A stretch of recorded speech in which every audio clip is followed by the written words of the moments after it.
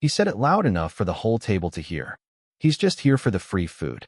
The laughter was instant, bitter and cheap like the wine they were drinking. Her uncle, Dale, sat back in his chair, smug, loose-tied, already drunk by the second course. Her father chuckled. Even her mother cracked a smile behind her napkin. I didn't. The waiter stood by with the dessert menus. I waved him off. Bring the check. That shut them up. Dale blinked. My wife, Julia, turned her head slowly, as if hearing something she didn't recognize. Wait, you don't have to. I want to, I said. The waiter returned with the bill folded on a silver tray. I took out my card. Black, no limit. The same one they said I didn't earn. The same one they said was hers. I slid it across the tray. Put the whole thing on this. Everything. Drinks, dessert, that overpriced sea-based Dale sent back twice. Her cousin snorted. Dale looked down at his wine, suddenly less bold. The waiter nodded and walked off. Julia leaned in. Her voice was low, urgent. What are you doing? I looked at her. I mean really looked. The woman I married 3 years ago wasn't in those eyes anymore. The warmth was gone, replaced by something colder, sharper. The same chill that had crept into our home over the past year. You said this dinner was important, I said. I'm just making sure they remember it. The waiter returned. I signed the receipt, then set the pen down slowly. 8 words, clear and deliberate. This is the last meal you'll get from me. And I stood. No dramatic pause. No glance back. Just straight out the door. That was Saturday. On Sunday, Julia came home to an empty closet on my side. I left the suit she bought. The watch. The cologne. All the things they joked made me look more like her project than her partner. I didn't take a single gift. Just my passport, my laptop, and the clothes I came in with. She called. I didn't answer. She texted. Where are you? I didn't reply. By Monday morning, my lawyer filed the papers. Quietly. Cleanly. We'd signed a prenup, but I had assets they didn't know about. Separate entities. Pre-marriage investments. Things she never asked about because she thought the money was hers, and I was just another man lucky to be next to it. She underestimated how much I'd built before I met her. They all did. It wasn't always like this. Julia used to make me feel like I was seen. Back when I was just the freelance consultant, with no name brand, no firm, no pedigree. She liked that I didn't care about status. Or she said she did. I paid for our first apartment. Small, clean, 1 bedroom. She paid for brunches and weekends in Napa. I didn't mind. I thought we were balancing each other, building together. But then came the promotions, the corporate events. Suddenly I was just the husband. The plus one. The one who smiled and said nothing while they talked shop around me like I didn't speak the language. I played the role. I learned names. I remembered faces. But no matter how many times I drove her parents to the airport or fixed their damn router, I never quite earned a seat at the table. Especially not Uncle Dale's. Dale was old money in a town that didn't need it. A man who inherited 3 properties and lost 2 to gambling. But still walked into every room like he built the foundation with his bare hands. At the engagement party, he asked me what I did. Consulting, I said. Ah, he grinned. That's what people say when they don't actually do anything. Everyone laughed, including Julia. I laughed too then. Not because it was funny, but because I thought they were just uncomfortable with how I didn't fit their mold. I thought time would fix that. It didn't. It sharpened it. The moment I walked out of that dinner, I went to the hotel I booked 2 weeks ago. I'd already moved most of my documents. The accounts were cleaned and segmented. The offshore setup was complete. The trust I'd established under my sister's name was funded. This wasn't emotional. It was structural. They thought I'd come crawling when the money dried up. They assumed the quiet ones always came back. But I didn't plan to crawl. I planned to disappear. They'd see the full impact soon enough. I had the timing down to the hour. Because while they were busy mocking me for being the freeloader, I was quietly shifting every lever I could reach. The boutique Julia co-owned? I was the silent investor behind the company that bought 40% of its debt last quarter. Her brother's startup? The one I just didn't understand. I held the convertible notes that came due next month. Even Dale's precious lake house. It stood on land leased from a holding firm I acquired 6 months ago. They didn't know that yet, but they would. And when the calls started, when the panic set in, none of them would hear from me. Only my lawyer. Only the silence. The first call came Tuesday morning. It was Julia. Voicemail. We need to talk. I don't understand what's happening. She understood more than she let on. She just didn't expect it to be this fast.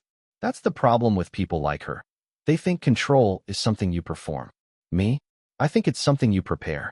By Wednesday, her tone changed. Are you trying to hurt me? Because this feels intentional. It was, but not in the way she meant. I wasn't trying to hurt her. I was just done shielding her. Her boutique supplier, the one who'd fronted them product on net, 90 terms, called in their balance. That's because the holding firm I'd funded, through 3 layers of shell corporations, bought out the supplier the previous month. I didn't freeze her accounts. I didn't take anything that wasn't mine. I just stopped holding up the walls, and the cracks were showing. Her brother, Nate, called next. I let it go to voicemail. He was calm at first. Hey, man, heard you and Jules are having a rough time. Look, I know things get complicated, but we're family. Maybe we talk? That was Monday. By Friday, his tone had changed. Did you pull your investment? You told me you were committed. You said you believed in us. I did. Until I read the text where he called me a leech to Julia, then followed it with, let him think he's in charge. Dumb men pay better. That was 4 months ago. I archived the message. Waited. Watched. Nate's company had burn rate issues. Cash flow tight. They counted on my bridge loan to survive Q1. That loan had an out clause. Any misrepresentation or hostile conduct nullifies funding. Legal. Binding. Executed. I didn't yell. I didn't threaten. I just stopped holding the line. Now his developers were getting pay cuts, and his CTO just jumped ship. I expected Dale to reach out next. I underestimated him. He didn't call. He showed up. It was Saturday morning. I was walking out of the hotel elevator, coffee in hand, mind clear. The front desk waved me down. There's a man asking for you. Loud. Says he's family. I smiled. He's not. Dale was waiting outside. He wore a golf cap and that same red windbreaker I'd seen him wear on every holiday since 2018. He looked bloated, flustered, angry. Took you long enough, he said, like I owed him my time. I said nothing. He stepped closer. You trying to make a statement? Running out like that? You embarrassed her. She'll survive. He scoffed. You think you're clever? We all know you married up. You think pulling your money changes that? I stepped in, close enough that he had to flinch. I didn't marry up, Dale. I married in. Big difference. You all thought I was quiet because I didn't have anything to say. Truth is, I just didn't think any of you were worth talking to. He tried to laugh, but it died in his throat. You're not a killer, son. You're a guest who overstayed. I leaned in. Then maybe you should check your mail. You'll find a notice from Bexley Land Group. That little dock behind your lake house. Turns out it's on a parcel you don't own anymore. He blinked. You want to keep your property? Lease goes up for review next month. Rent's increasing. Substantially. He stared at me, mouth parted, the gears in his head catching up. Who the hell are you? I'm the man you thought was here for free food. Julia finally showed up on my floor later that night. Same hotel. Room 1123.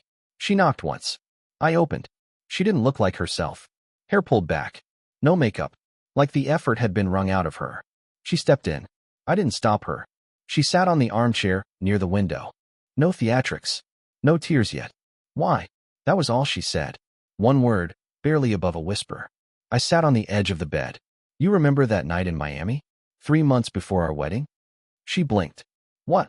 You told me. We're a team. As long as we're honest, we can survive anything. I believed you. She closed her eyes. I meant it. I nodded. Then why'd you lie when Dale called me a stray you took in? Her face tightened. Or when Nate mocked my job, you didn't say a word. And when I paid for your parents' new kitchen, you said they deserved it. They do. I stood. No. You just never thought I'd stop paying. She looked up. Her voice cracked. You're blowing this up. You don't have to destroy everything. I'm not destroying anything. I'm just stepping away and letting gravity do the work. Silence. Then, softly, I didn't think you'd leave. I didn't think you'd let them treat me like a servant. When she finally left, I felt nothing. Not relief. Not pain. Just certainty. This wasn't revenge. It was release. I walked to the balcony, overlooking the city. Phones buzzed in the distance. Messages piling up. People realizing their safety nets were vanishing. Their leverage, gone. It was never about money. It was about weight. I carried them all. Now I was done. And they were just starting to feel what that meant. They started making calls. Fast. Desperate. Julia's mother called my assistant 3 times on Monday. Left voicemails asking if we could just talk like adults. That part made me laugh. Adults? They infantilized me for 3 years. Called me the quiet one, like it was a defect. Now they wanted a conversation. Too late. The boutique filed for bankruptcy by Thursday. When creditors saw the silent partner had pulled out, they swarmed like sharks. Julia tried to hold meetings, restructure, beg for leniency. No one listened. Debt is patient, but not merciful. Her partner, Dahlia, sued her for mismanagement. Claimed Julia withheld financial instability from her. Emails backed it up. I made sure those surfaced anonymously. Dahlia settled out of court, but not before dragging Julia's name through the local press. The face of Beaumont Modern turns out to be just another spoiled heiress playing CEO. That headline? I paid for its placement. Nate went under by week 2. Missed payroll. Lost his back-end dev team. Then came the seed fund that pulled out.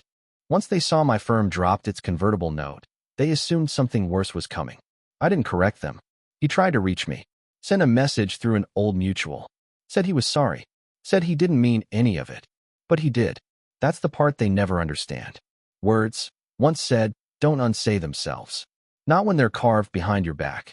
As for Dale, eviction notice hit his mailbox exactly 30 days after that hotel encounter. He tried to fight it, but the lease had expired. New terms required a 400% rent hike. He ran it online. Accused greedy developers of trying to drive out honest men. I almost respected the creativity. He didn't know the developer's board had my name buried 2 layers deep. His boat was seized a week later. Back taxes. He owed more than he admitted. No one bailed him out. Not this time.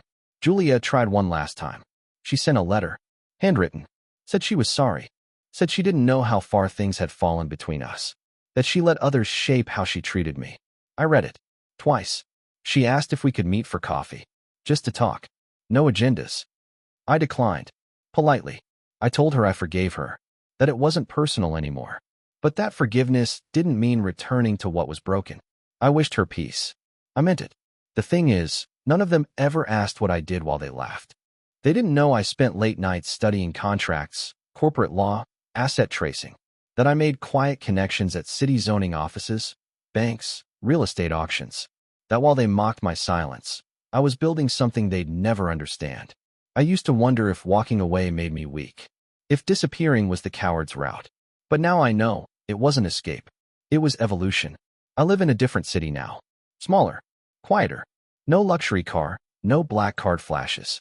Just a modest home, a private garden, and a schedule that belongs to me. I wake up early. Run without music. Breathe clean. Some weekends I consult under a pseudonym. Nothing flashy. I pick clients who don't need to know who I was. Just what I know. My accountant handles the rest. People like Dale, Julia, they assumed money made them powerful. What they never grasped was that power is the ability to say no. To walk away. To not need them. They depended on me staying the same.